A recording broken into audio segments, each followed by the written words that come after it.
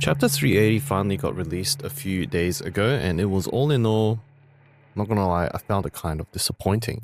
The fact that we were all led to believe that Guts has come to terms with his inner self-loathing and depression and ready to take on another fight, only to see him ready to have his life taken, put an immensely sour taste in my mouth that almost made me want to view the rest of the series as non-canon.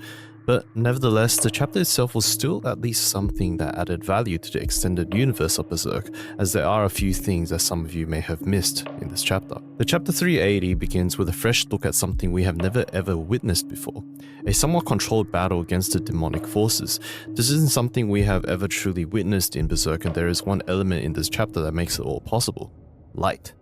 What is interesting about this is that this light isn't only a physical power, but it resembles so much more than just that.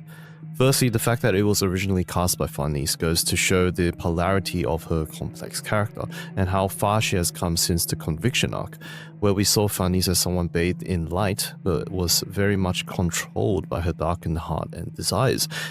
It has somewhat flipped now, seeing that the concept of magic is socially deemed as dark arts, yet her external power is now shrouded in light and highly effective against truly dark beings. Another point that emphasizes this even more is the fact that Farnese's light is even something that could be used to challenge the Falcon of Light too, which just also goes to show how low-key OP Farnese has been this entire time. This also really goes to show that a lot of times one's character isn't so much nerfed due to their circumstances and environments, but more so their internal beliefs and insights. Sometimes questioning one's own truth is a surefire way to unlock true productive, helpful potential.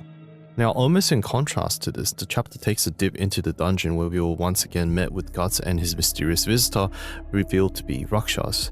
In the last few chapters, we presumed Rakshas had fled completely, yet here we are face to face with him and Guts. Now, what may have disappointed all of us is that we were so ready to see Guts tear shit up again. But alas, we see that Guts is still the same depressive, espresso person that he has been since he got defeated by Griffith on Elfhal. That being said, this entire scene, if you haven't noticed, actually mirrors a scene from early on in the manga. Yes, that one. The one where he was first locked up with Puck during the first arc of the manga. Now, the reason why this is important isn't so much that the difference in situations and predicaments, but more so the shifting character and Guts' motivations. In the first instance, Guts is seen as quite a one-dimensional edgelord that hides his inner pain, fear and sadness, and covers it with a false stoic sadistic image in order for him to cope. As Zodd also says in that infamous chapter, "Thing about hatred, it's the place where people who can't look sorrow in the eye without wavering run off to." Now, that first jail scene truly encapsulates Guts as an embodiment of that quote, until we see that in this most recent chapter. Now, in this jail cell, Guts is no longer that character, but he is one that has fully opened up to his internal anguishes, to the point where he has completely surrendered to them. He has gone past his hatred of Griffith, and delved into complete sadness and sorrow to the point where he has accepted defeat.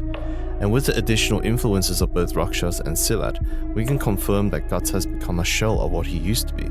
Even though he has matured past his juvenile self, he has in turn now been dealt with a hand that he has never played with. The chapter ends with a look of Falconia through the eyes of Shirka, within the astral plane. And this image really puts things into perspective as well, as we see that in the astral dimension, Falconia is nowhere near a beacon of light as it is so vividly portrayed to the standard human eye. It is in fact the polar opposite, as it is shrouded in darkness and even shown to have concentrated mass of darkness within the bigger palace of Falconia, demonstrating that everything that Griffith embodies is merely an external lie, that the inner workings of everything he cherishes is built on blood, evil, and selfish ego. Keep struggling, my friends. See you in the next one.